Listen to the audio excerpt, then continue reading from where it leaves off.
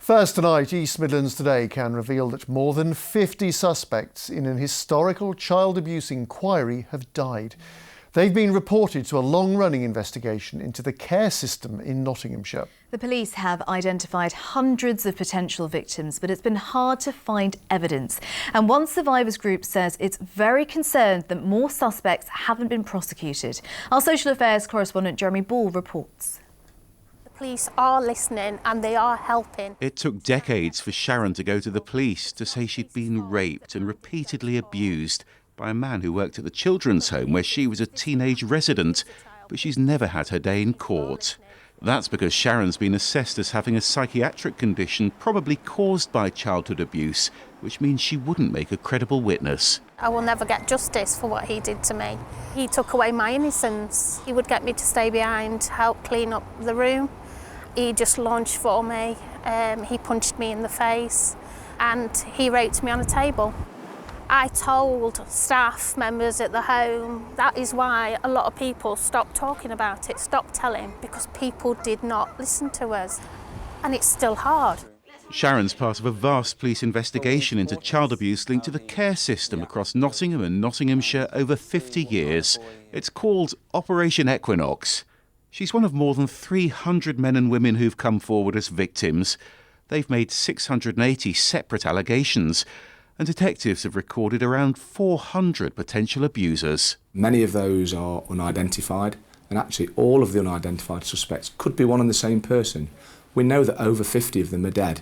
We rely so heavily now on forensic evidence, telephone evidence, CCTV, things like that. But when we're dealing with historic allegations and historic investigations, such as what you see in Operation Equinox, we don't have that benefit, and so it makes it all the more challenging. But this former social worker has been brought to justice. Andres Logins was jailed for 20 years for sex attacks on several youngsters he was supposed to be caring for.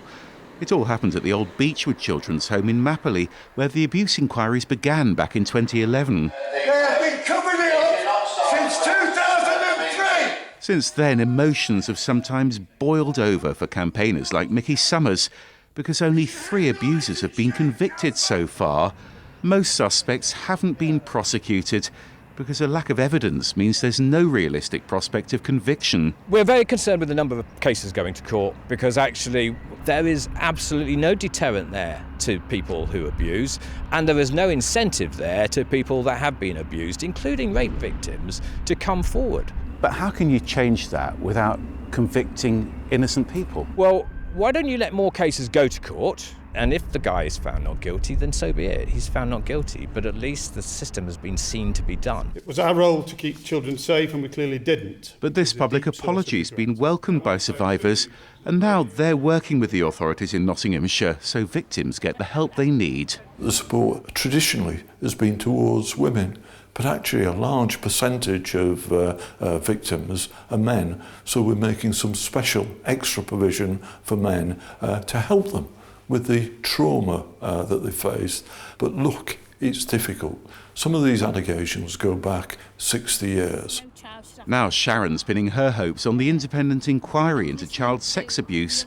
That won't put anyone in jail, but it will try to establish the truth, so the sins of the past aren't repeated. So what happens next? Jeremy Ball is in Mapley in Nottingham Forest tonight. Jeremy, good evening. Is it too late then for most victims to get justice? Well, the police are still investigating and a handful of suspects are still facing prosecution. But you can see how little evidence still exists when you look at the site of the old Beechwood Children's Home here. As you can see, it's already being replaced by a new housing development. And that's why the focus of this is now shifting to the independent inquiry into child sexual abuse.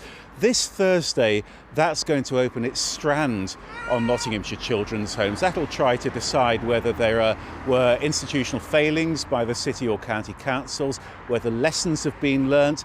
It isn't a court, so it isn't going to be looking at whether anybody's guilty of abuse, but there will be an opportunity for survivors to tell their stories, either publicly or privately. And the hope is that that might also give them some sort of closure. Jeremy Ball, thank you.